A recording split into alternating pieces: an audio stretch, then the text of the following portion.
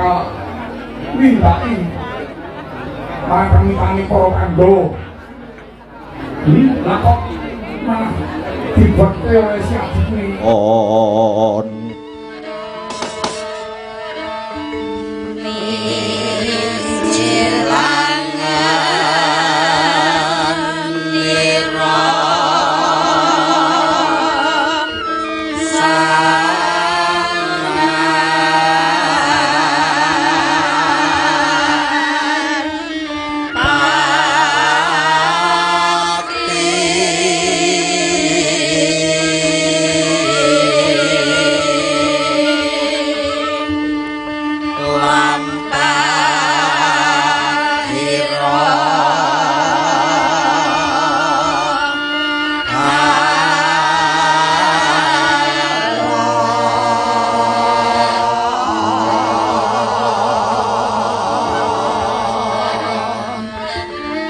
Ginarabak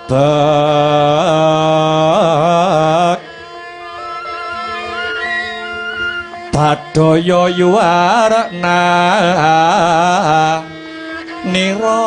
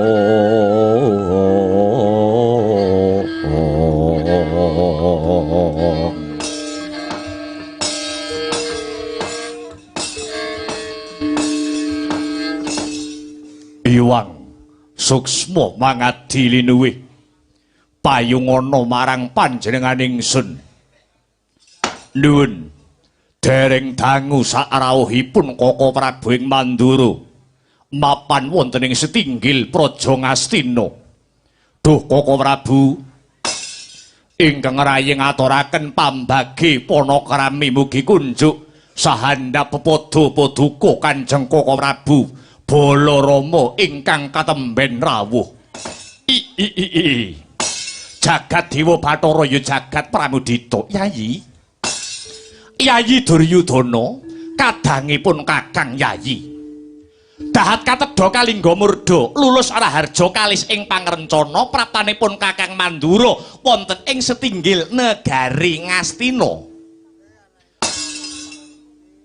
Mapan wonten ing setinggil negari Ngastina mriki boten wonten alangan setunggal menapa kalih saking rubeda sanget panampi kula dene Yayi Duryudana ngaturaken pambage panakrama kunjuk mring Kakang ing Mandura. Inggih.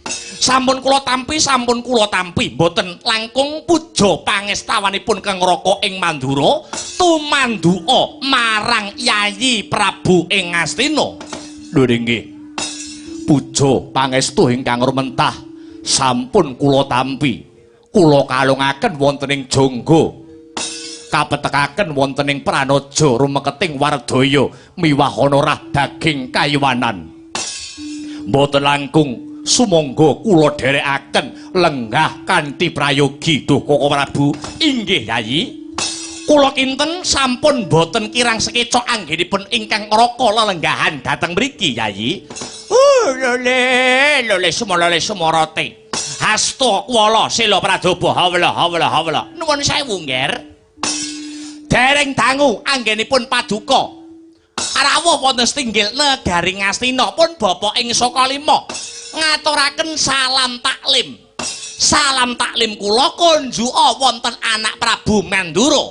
Bapa Durna inggih Bapa Durna. Bapa Panemban ing Sokalima salam taklim ingkang rumentak sampun kula tampi dumawao sami-sami.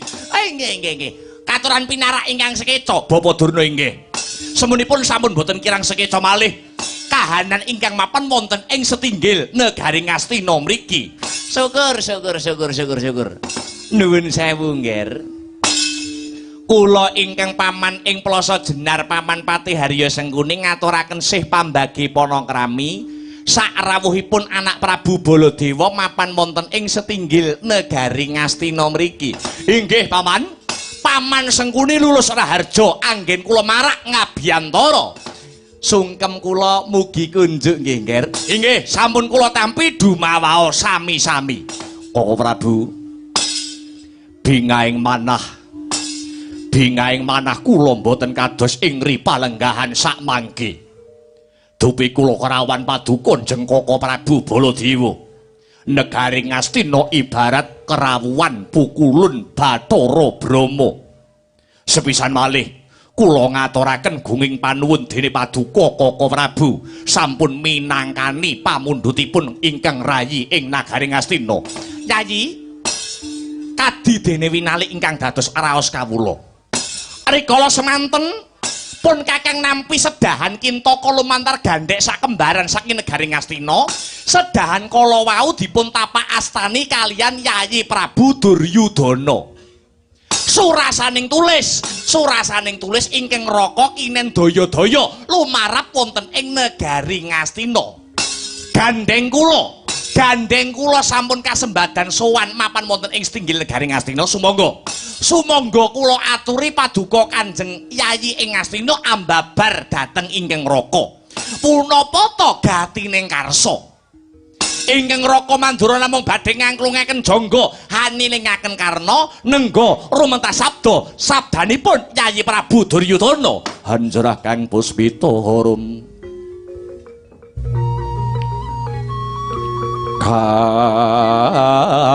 kasiliring samirana mrih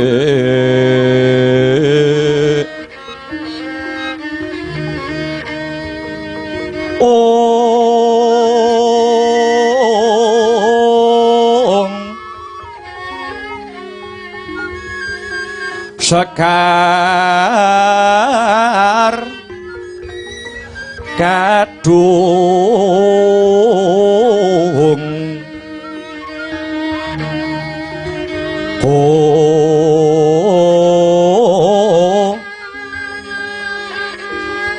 ngas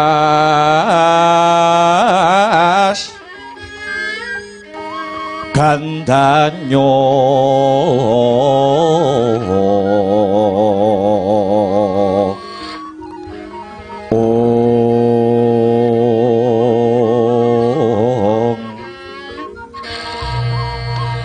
maweh rarasrenaning driya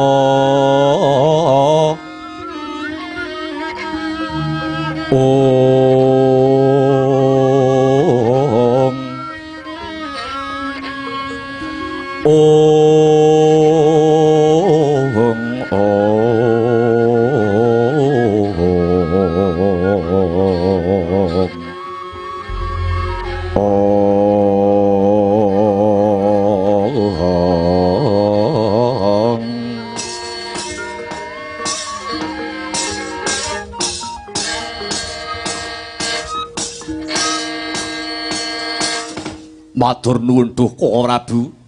Prasajan Kewala Purwa Wadyawasana samendang datan karempit nyuwun pangapunten menawi wonten klentah-klentuning atur ingkang rayi dumateng Koko Prabu Baladewa. Nun inggih boten dados sabab Suwawi kula aturi paring dawuh Yayi. Mumpung menika para nayaka praja miwah para pinisepuh Ngastina sami nglempak mapan wonten ing mriki. Inggih, Koko Prabu.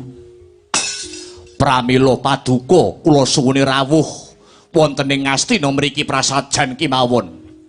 Ingkang kula rembak sanes babakan tata kaprajan Ngastina. Nanging ingkang badhe kula rembak muhung babakan kula warga Ngastina. Lho. Pun kakang tebih saking negaring Mandura dumugi Ngastina namung badhe dipun kanthi rerembakan babakan kula warga. Lakar kados mekaten. Kula warga Ngastina menapa Yayi kenging menapa? Koko Prabu. Sampun Sabta dinten utawi 7 hari dinten kalenggahan menika anak kula Saruja Binangun pun Lesmana Mandra Kumara nangis nggugluk wonten pangkon kula. Sababipun anak kula Lesmana Mandra Kumara ing ripalenggahan sakmangke nembe gandrung kepaung gandrung kapirangu kepi dateng putri ingkang dados gegantilaning ati. Gandrunge Lesmana ngantos dina iki Lesmana anane mung wuyung nganti dene kaya wong bingung. Koko Prabu ingkang rayeng Astina ngantos jiblek-bebek menawi menggalih anak kula pun Lesmana Mandra Kumara. Mongko anak kula Lesmana menika ingkang benjangipun kula gadang-gadang anglenggahi dampar keprabon ing negaring Astina. Ya jagat Dewa Bathara ya jagat Pangestungkara. Inggih Yayi, inggih. Lamun to Lesmana sakmangke nembe nandang gandrung, Lesmana nembe nandang wuyung, mongko nyatanipun paduka Yayi Duryudana menika ratu sing sugih bondo, ratu sing sugih bandu. Sugih bondo niku tegese seprapat jagat menika kesugihanipun Yayi Duryudana, sugih bandu tegese Nalendra ingkang sugih ing Wadyabala menika sedaya dipun darbeni kalian Yayi Prabu Duryudana. Yayi menawi namung badhe ngrabekake ponakan kula Lesmana Mandra Kumara, kula kinten paduka Yayi Duryudana mboten badhe kawratan utawi kabotan. Ing atase badhe ndhawuhaken Lesmana Mandra Kumara kemawon kok dadak ngrawuhake pun Kakang ing Mandura. Mongko nyatanipun Ngastina menika kebak ing sesepuh para pinisepuh ingkang sembada asung pitulung andhawuhaken pun Lesmana kaliyan wanita ingkang dados gegantilaning nala. Koko Prabu. Nggih. Nanging dereng marem raos sing manah kula menawi dereng antuk pambiyantu saking paduka Kanjeng Koko Prabu Baladewa. Kula aturi prasajan kemawon Yayi. Wanita saking pundi ingkang dados gegantilaning ati ingkang putra pun Lesmana Mandra Kumara? Jenenge sapa, anake sinten? Menawi sampun trawaca ingkang raka ing Mandura ingkang saga ndodhok rine nginang jambe lan suruwe. Kula ingkang badhe nglamaraken Yayi. Mekaten nggih Koko Prabu. Ingkang ginadang-gadang dening anak kula ing pengangkah saged dipun palakrama boten wonten sanes namung atmajanipun Yayi Jodipati Yayi Werkudara rayinipun Si Antasena nuwun inggih ingkang asesilih pun Dewi Anantawati. Duh Koko Prabu.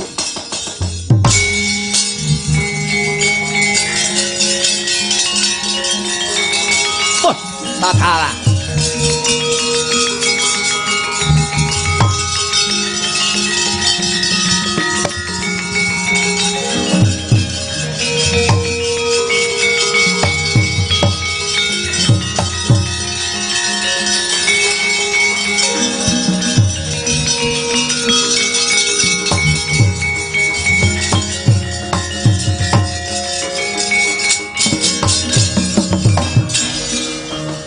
Bremara mangosomya ngambrengeng Kadi karunaning kaswasih ring marga Hamalatgung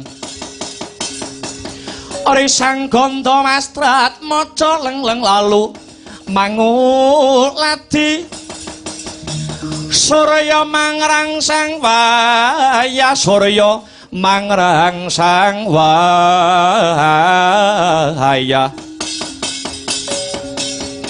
Umyus hamara wayanto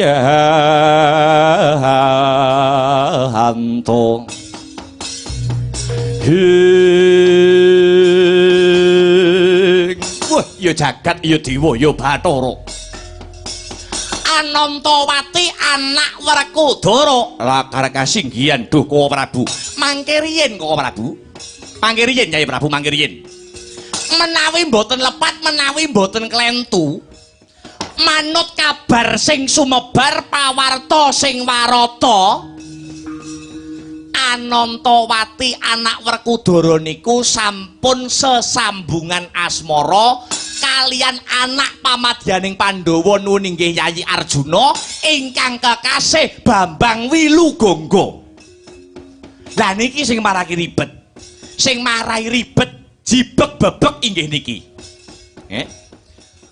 Sing disir karo si Lesmana Mandrakumara, sing disir kalian anak jenengan niku pun sesambungan asmara kalian anakipun Janaka nuwun inggih Bambang Wilugongga sing marai rada ruwet nggih niki.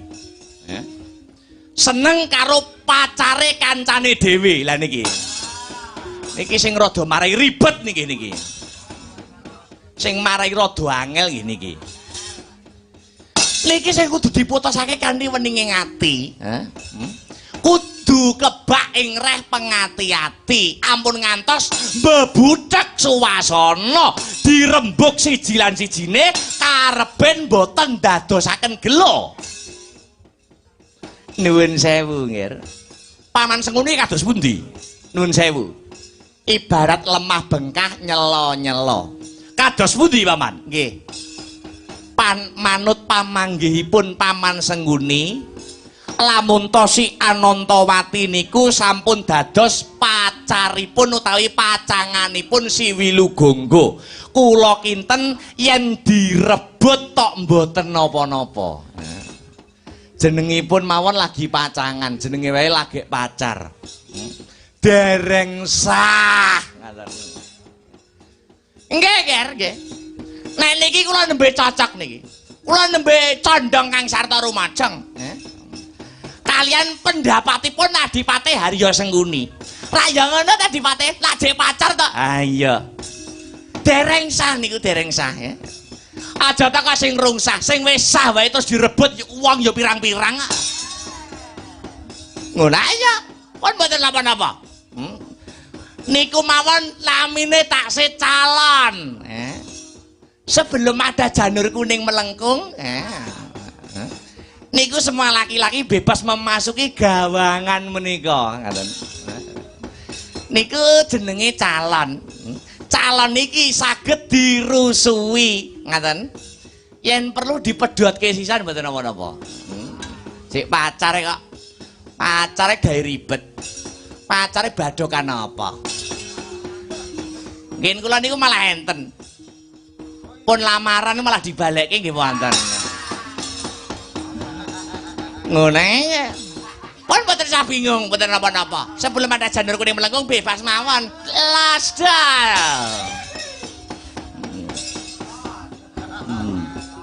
Nyun sewu, Bapak Durna nyun sewu. Iya kira tak Prabu Baladewa kata sundi. Nyun pangapunten, nyun pangapunten. Niku jenenge sampeyan dadi wong tuwa niku rusak aja-ajak dosa ngupaya kanca. Nggih sampeyan niku. Sampeyan niku dadi wong tuwa ora kena kanggo conto, sampeyan niku dadi wong tuwa ora kena nggo patuladan. Lho, nyuwun sewu sing jenenge calon. Sing jenenge pacaran niku pun ijab napa dereng? Nggih dereng. Lah nggih. Nggih nek wong tuane padha mathuke, nek mboten. Wong jek rung resmi, Dik. Mila saking menika, mila saking pamanggih kula, nek pancen si Anantawati niku pacare utawa pacangane si Wilugangga, prayogi dipun rebut kemawon. Supaya Lesmana niku uripe seneng, supaya Lesmana niku uripe bungah ing ngatasé anak Ratu Ngastina arep rabi karo anak Werkudara wae kok ora kaleksanan. Lho, niku nak ngisin-ngisini to, Nger. Napa niku tegese mboten ngrusak bebrayan Bapak Durna? Lho, niku dereng bebrayan to, Nger, dereng. Niku tese pacangan dereng bebrayan. Amit nyun sewu Bapak Durna. Miturut pamanggih kula, wong omah-omah salaki rabi niku wonten petunganipun. Wong omah-omah wonten petungane. Inggih. Tumrap ilmu Mandura utawi kawruh negari Mandura. Wong omah-omah niku wonten petungane. Petungane siji seneng, loro kenceng, telu kepareng, papat wilujeng. Niku petunge kawruh Mandura. Mananipun kados pundi, Ger? Ngaten. Seneng kudu padha senenge, gitu. Antarane lanang karo wadon niku kudu padha senenge, kudu padha tresnane. Yen lanang kalih wadon pun sami-sami tresnane, ibarat wong keplok niku tangan loro, ora keplok tangan siji. Nggih. Kaping pindho wong omah-omah kudu netepi tetembungan kenceng. Nek niku pun cetha niku kenceng niku. Kula nggih pun paham. Nek wong lanang ora iso kenceng niku mboten saged omah-omah lho, Ger. Lho mboten ngaten, mboten ngaten. Tegese kenceng niku kenceng sing dadi pamikire, ngaten. Kenceng TKT. Kenceng TKT sabaya mukti sabaya pati, yen enteng padha dicangking, yen abot padha dipikul. Mula diarani garwa. Rong pribadi nyawiji dadi siji, siji sak badan menika tegese garwa. Lajeng wong ketiga, wong omah-omah kudu netepi tembung kepareng. Kepareng niku tegesipun tiyang sepah kekalihipun kudu nyarujuki, ngoten. Padha mangestoni, padha mathuk, padha sarujuk. Awit wong jejodohan niku mboten namung njodokke temantene niku mboten, ning ya njodokke wong tuane barang. Njodokke sedulure kabeh nyawiji dadi siji. Menawi sampun dijabke nomor 4 niku nindake tembung kepareng lan sarta wilujeng. Wilujeng niku tegese dislameti, tegese dibancaki, ora kitang mung jajan pasar kembang telon bubur abang putih, kudu dislameti. Manut budaya, manut adat istiadat utawi tradisinipun piyambak-piyambak. Koko Prabu menapa sampun Yayi wangsul dhateng pirembagan sekawit. Kados pundi miturut pamanggihipun Paduka Koko Prabu ing Mandura? Inggih Yayi. Animbang dawuhipun Bapa Durna ing Sukalima menawi taksih pacangan niku maknanipun taksih saged wonten dalan anggenipun ponakan kula si Lesmana Mandrakumara anglamar pun si Anantawati. Niku jelas niku cetha. Taksih pacangan durung bojo. Ha nggih. Lajeng kados pundi Duka Prabu? Cobi ponakan kula si Lesmana Mandrakumara dipun sumuni minggah wonten setinggil negari Ngastina mriki Yayi. Ingkang raka badhe pirembakan. Apa pancen bener-bener wis madhep Kang sarta mantep anggenipun nresnani Anantawati anak Werkudara? Lho nggih mangestuaken dawuh Kartomarma. Kula wonten dawuh dunjeng Koko Prabu Amiji ingkang rayi kula pun Kartomarma. Mara coba metuwun jaba. Metuwun jaba putraku Lesmana Mandrakumara. Kantinen munggah ana setinggil Praja Ngastina mangestuaken dawuh kalilan amit madal pasilan Duka Prabu.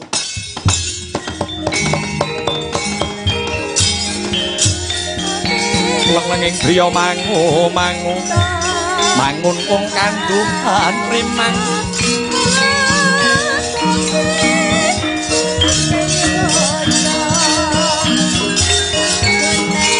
lerlena tanpa kanen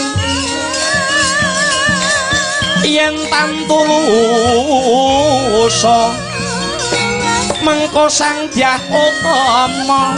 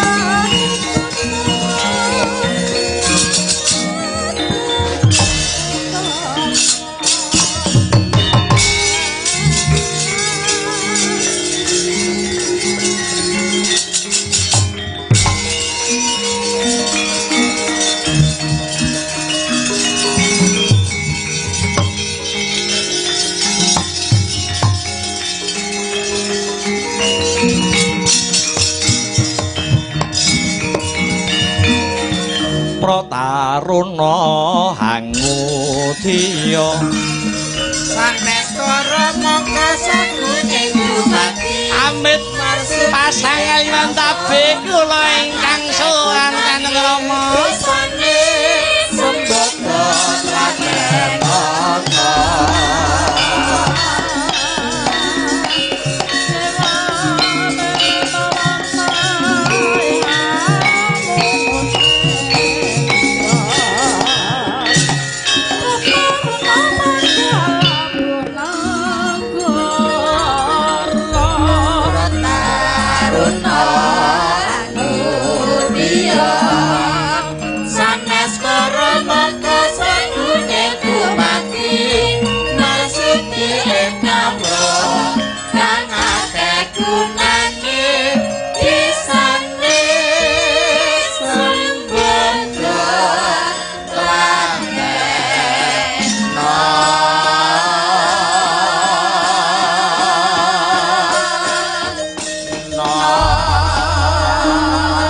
anakku bocah bagus kulup Lesmana Mandra Kumara aja kaget sira ndak timbali ana stinggil praja negara Ngastina kene Rama kula kaget kok nganeh-nganehi kula ditimbali mriki wonten perlu menapa Kanjeng Rama kowe mau bubar saka ngendi Nun kowe mau bubar saka ngendi ngalor kabel karaoke Rama kula ditimbali mriki enten menapa napa sias kula dirabekke karo Anandadipati sing jenenge Anandawati Rama menawi kula batal rabi kalih Anandawati luwih becik kula entengaken pejah kula sak lumahing pawana sakureping akasa mboten wonten wanita ingkang kula tresnani kejawi namung si Anantawati adoyong Anantawati beribu-ribu bintang di langit hanya satu yang bercahaya beribu-ribu gadis yang cantik hanya engkau yang ku cinta Anantawati adoyong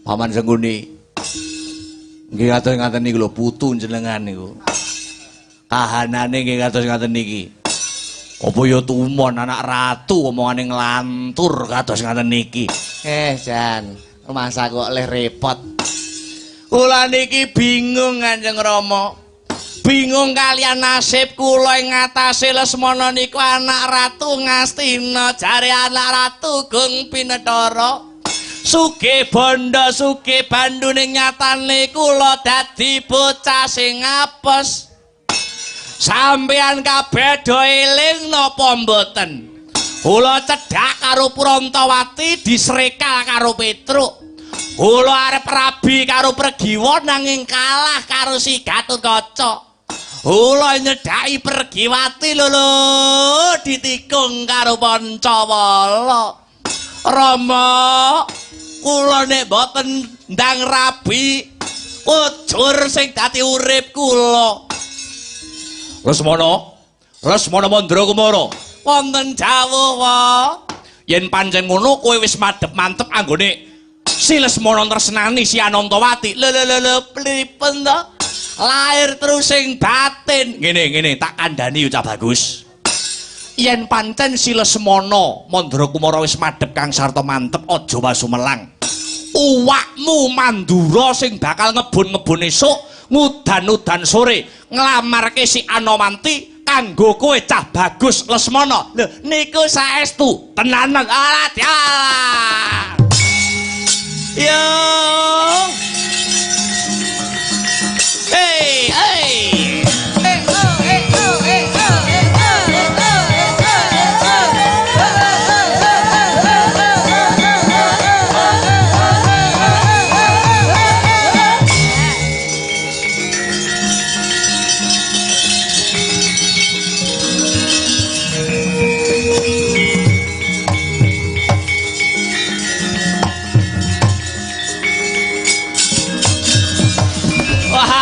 Asik sida rabi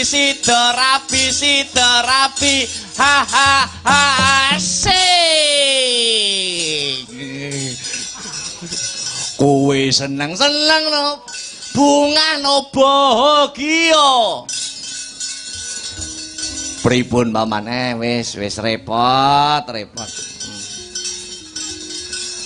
Kanjeng Rama menawi Anantawati sida dadi bojo kula mboten usah ditumpake mobil nggih Kanjeng Rama. Lah banjur tumpake apa?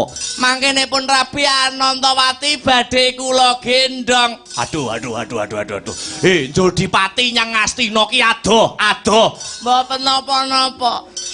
Wis kadung cinta oek.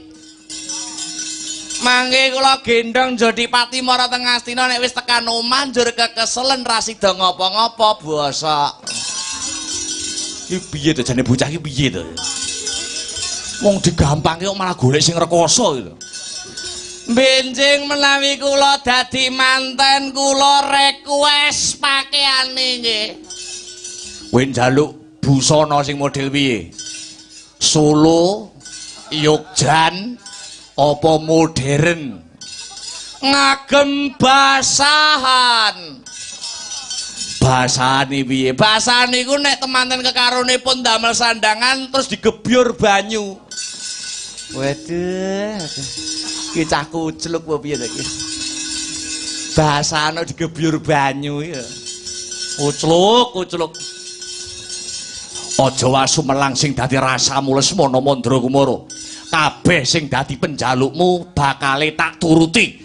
Babakan busana nganggo jarik, nganggo kuluk nggih. Mesti bakal tak wujudi Koko Prabu Baladewa. Kula wonten dawuh Yayi. Lesmana Mandra Kumara sampun samapta ing gati sawiga ing diri. Sakwetahipun kula borongaken dumateng jengandika Koko Prabu ing Mandura. Lho nggih. Ampun kuwatir Lesmana. Kula Kanjeng ayo tak dandani cara manten. Enggal tumuju ning Jodipati tak rabekke kelawan anak Werkudara Si Anantawati. Cocok wae cocok.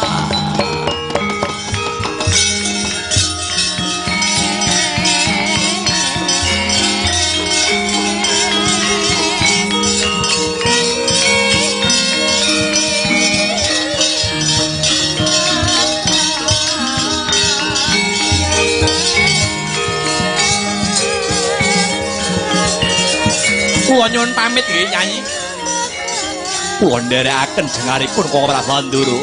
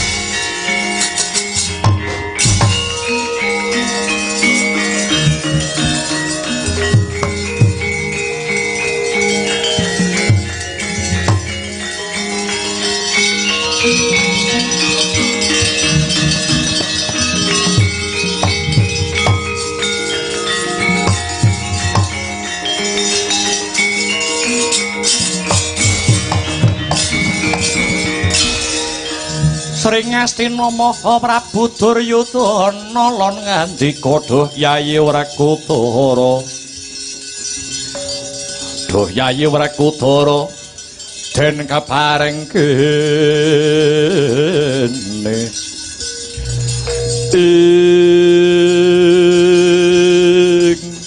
Paman Sengkuni paman. Wonten dawuh nggih. Kula pitados bilih ingkang anglamaraken anak kula Lesmana Mandra Kumara pun Kanjeng Koko Prabu Baladewa tartamtu niki mangke mesti badhe kasembadan. Inggih miturut pamanggih kula kok nggih mekaten kok nggih. Menawi mekaten sampun purna gatining pasewakan mugi antuk pengasih saking Gusti ingkang Maha Asih. Sampun katalumpen kaprintahna kadang Sata Kurawa kinen ngombyongi anak kula pun Lesmana Mandra Kumara tumuju dhateng kasatriyan Jodiwati. Nak nggih mangestakaken dawuh Kartawarma. Kula wonten dawuh njeng Koko Prabu. Bubarna ingkang padha gantung sibo.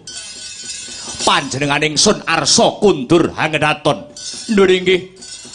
Terang trawaca dawuh pangandikanipun Paduka kalilan ingkang rayi madal pasilan. Sabet biar katalika wau paripurna wigatining pasewakan tumuli Sang Buminata jengkar saking dampar kencana arsa kundur hanggedaton. Bawane Sang Nalendra wis tanggap ing sasmita.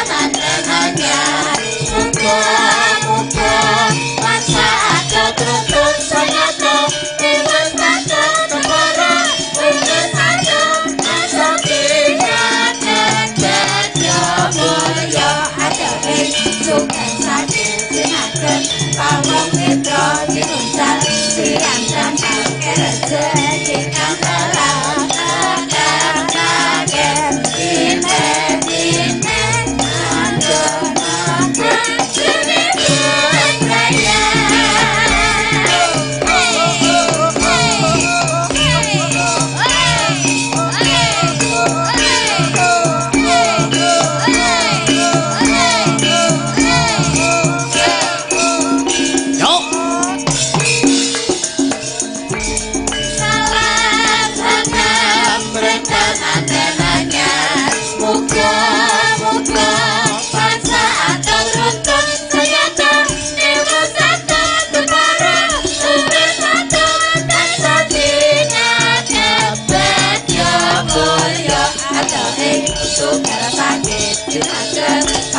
mitra binusang siang jangkal rezeki kang halal kagen dine manggemo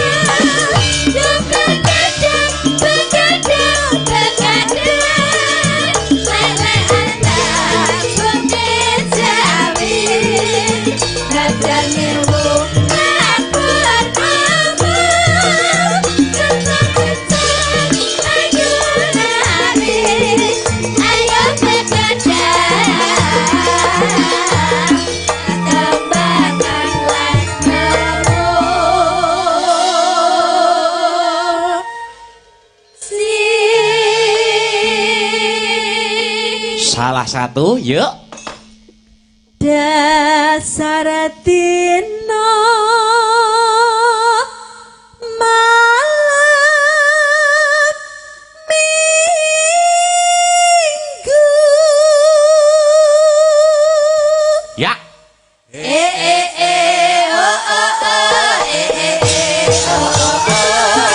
yen wengi kaya rena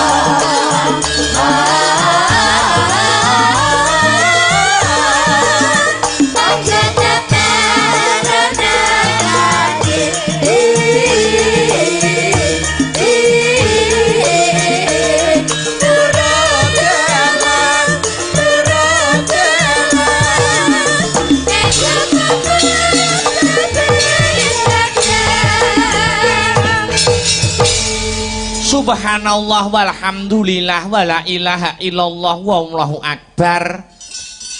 Nduk anakku sing ayu dhewe anakku Limbuk. Ana dawuhmu apa mak nimbali karo anakmu aku? Kleren sawetara ya nok mengko perkara lakon kena ditutuke sak rampunge Limbukan. Iya. Ning sing luwih baku sing luwih wigati, ya. Aku karo kowe anakku Limbuk ngaturake apa ta wigatine awake dhewe sowan tinimbalan. Ngono ya, Mak. Iya. Ning luwih dhisik sadurunge matur sing akeh-akeh Kang Sarta ngaturake tetembangan kang maneka warna. Ya. Luwih dhisik ayo anakku Limbuk tak kanthi, ngaturake rasa puja lan puji syukur. Ya. Konjuk marang Gusti ingkang murebeng dumadi Allah Subhanahu wa taala Tuhan yang Maha Esa Hyang Widiwasa. Ngono ya, Mak. Kang wis malembarake keberkahan, ya. Kang sarta kenikmatan, becik nikmat sehat, nikmat sempat, nikmat iman. Moga tanpa berkah lan nikmate pangeran aku karo kowe sak rombongan bisa manunggal ingkang sarta tetunggalan ana ing adicara bengi iki, Nduk. Ngono ya, Mak. Iya ngestokake dawuh. Lah banjur bengi iki janjane mengeti adicara apa? Iki ngene ya, Nok. Adicarane bengi iki tidak lain dan tidak bukan, ya kuwi tasyakuran pernikahan. Oh ngono ya Mak. Tasyakuran pernikahan sapa sing wis kasembadan pinala kramakake yung. Nuwun inggih menika Mbak Yu kula, heeh. Mbak Titik Helen Nur Safitri, ngono putri pertama Bapak Solikin Kang Sarto Ibu Mariati, ngono sing dungingas kene saka Tegalrejo Kecamatan Rejo Tangan Kadipaten Tulungagung no kene iki terus temantene kakung nun inggih menika Kang Mas kula Kang Mas M Bahaudin Abror putra pertama nun inggih saking Swargi Bapa Juwaini ngono ingkang sarta Ibu Tati Suharti ngono saka ngendi saka Arya Jeding Kecamatan Rejo Tangan Kadipaten Tulungagung no iya ngestokake dawuh dene akad nikah wis katindakake kanthi lancar lan gangsar ya kuwi mau esuk no iya ya kuwi tanggal 4 Oktober pukul 9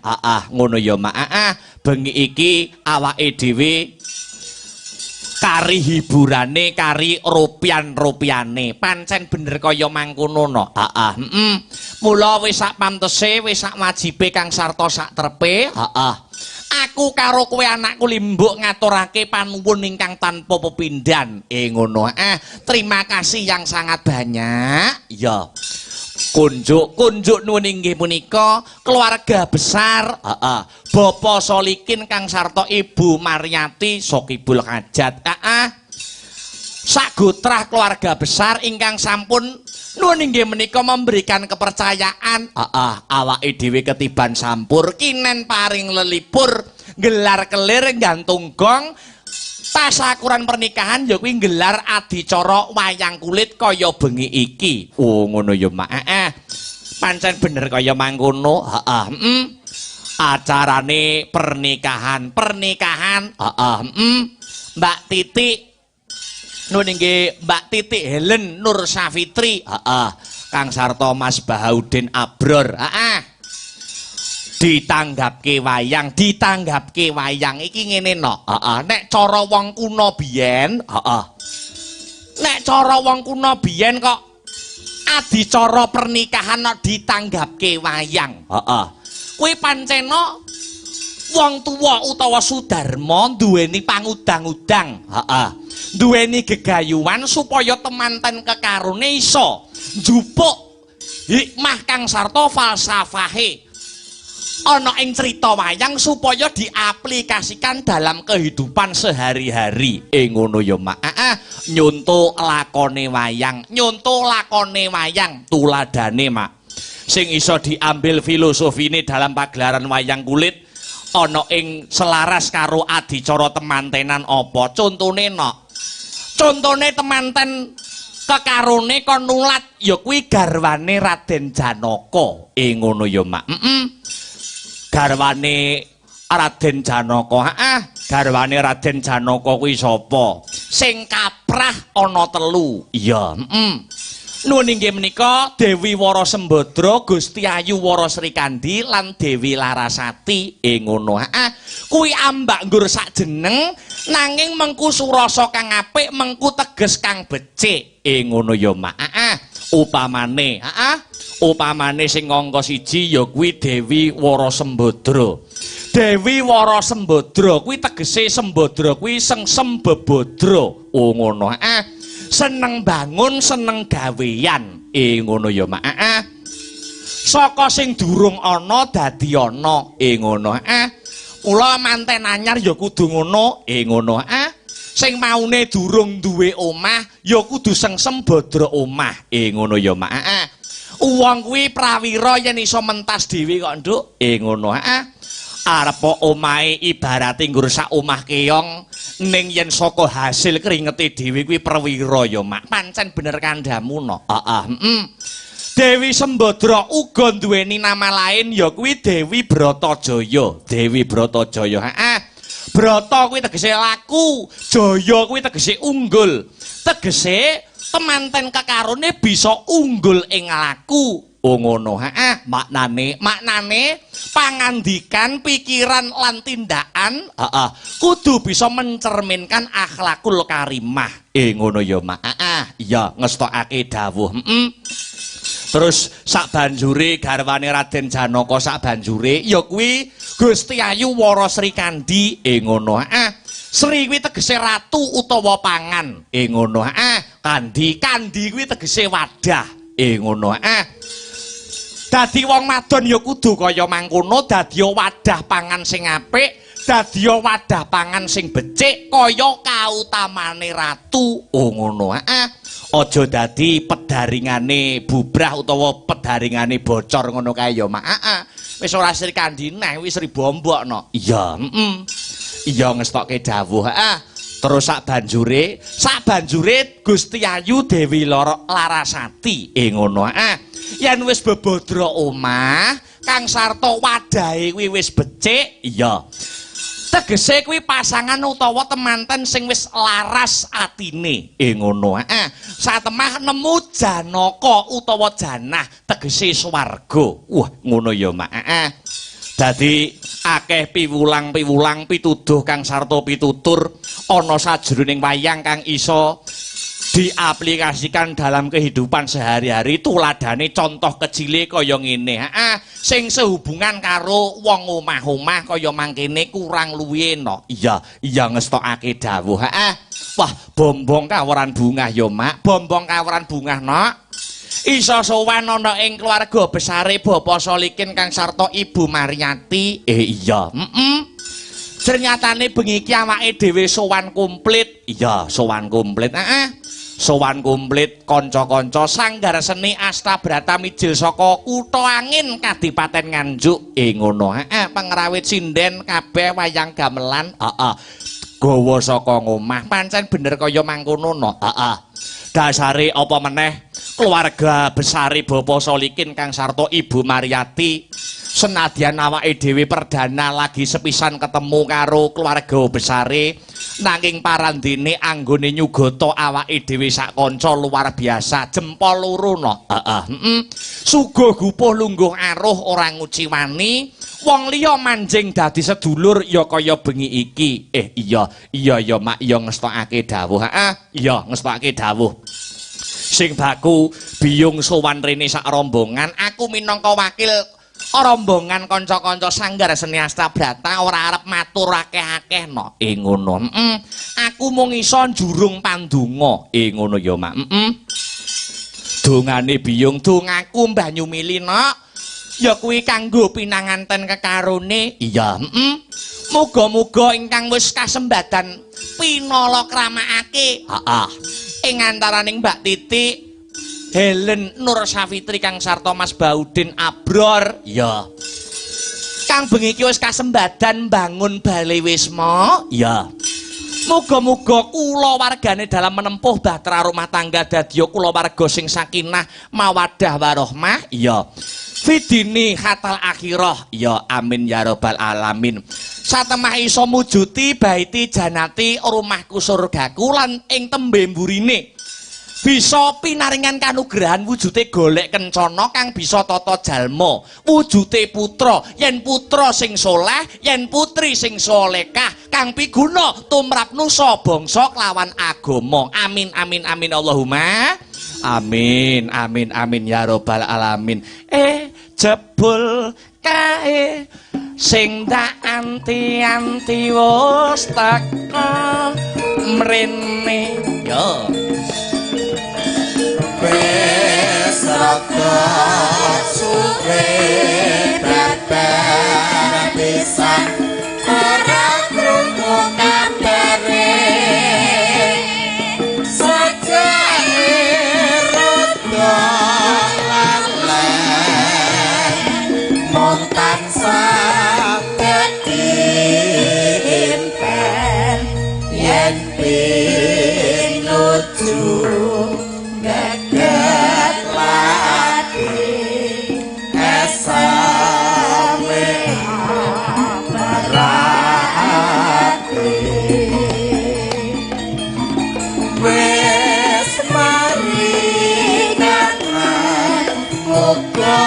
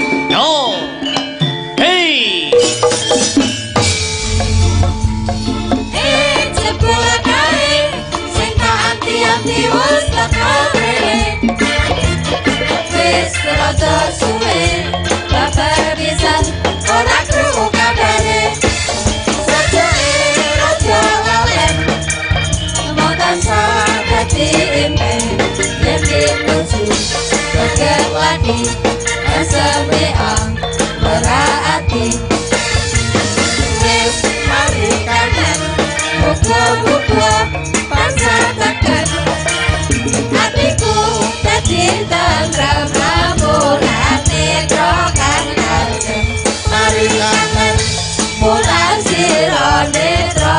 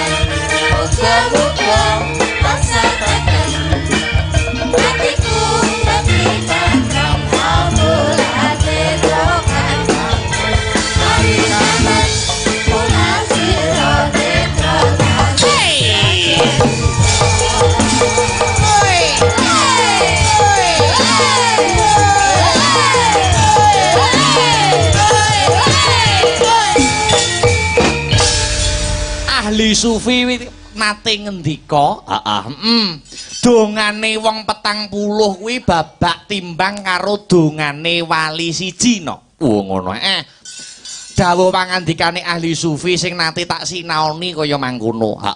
Dongane wong 40 babak timbang karo dongane wali siji. Ya gandeng sing kepareng rawuh pirang-pirang wiwit mau esuk tamu undangan nganti tekan bengi iki tegese wali pirang-pirang sing padha ndongaake pinanganten kekarone anggone wis kasembadan ya kuwi menempuh bahtera rumah tangga. Ngono ya Mak.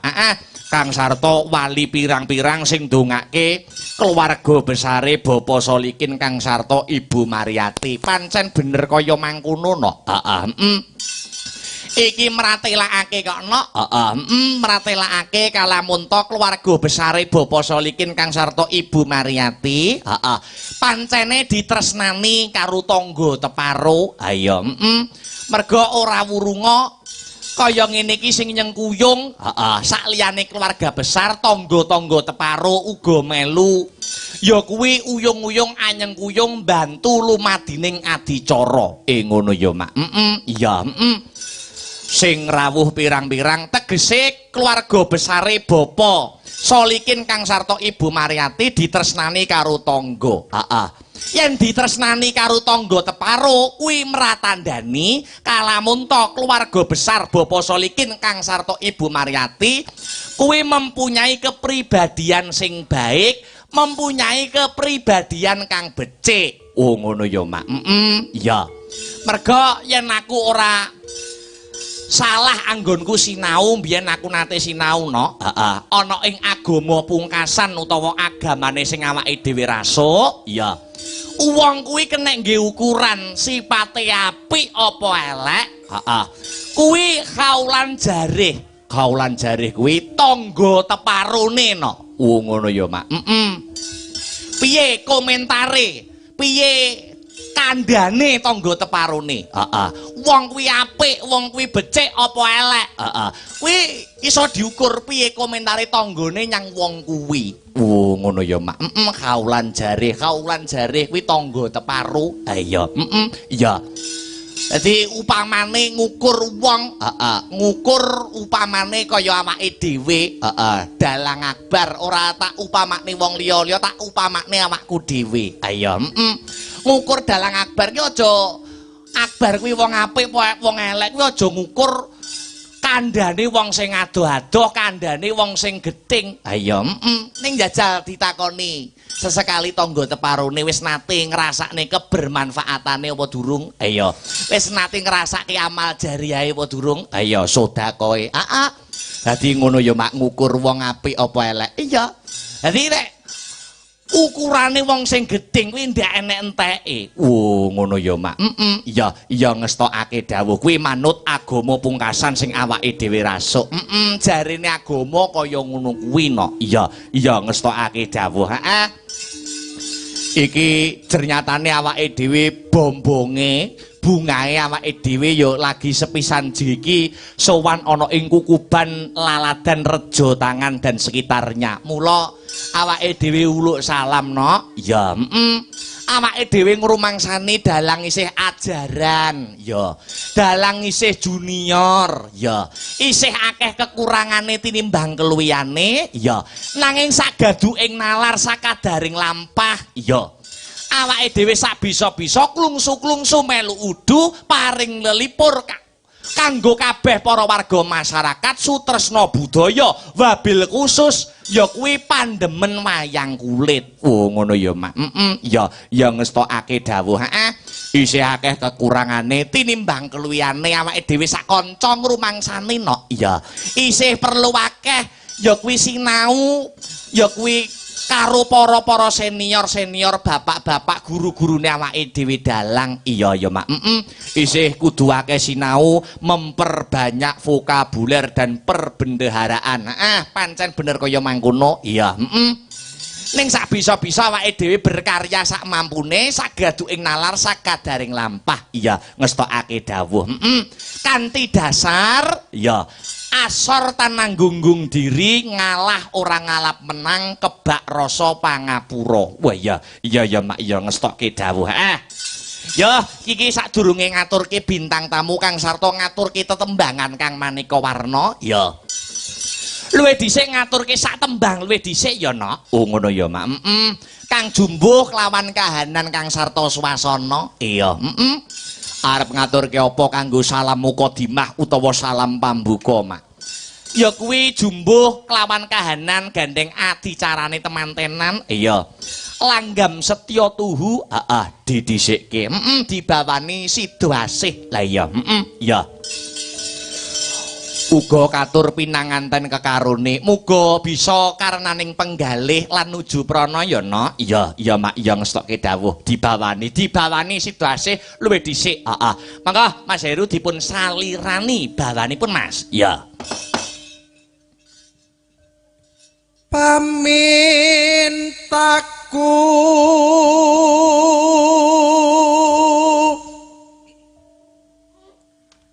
Rimas sida asih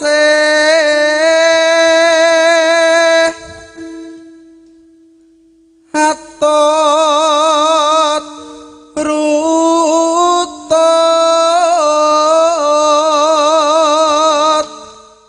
tansah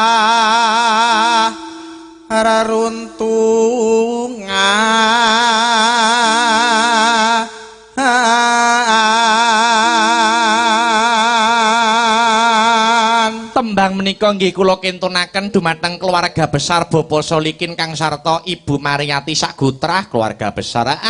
Muga bisa dadi jampi sayah tamba kesana. Iya, mangga dipun ajengaken Mas.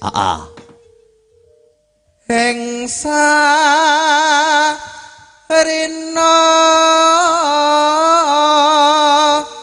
sawa ngene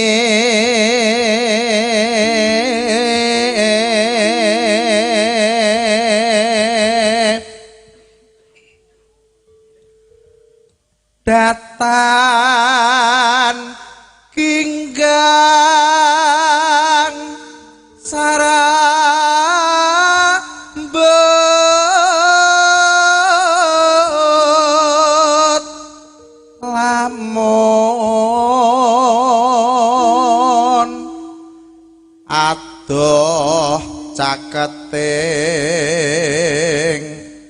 ati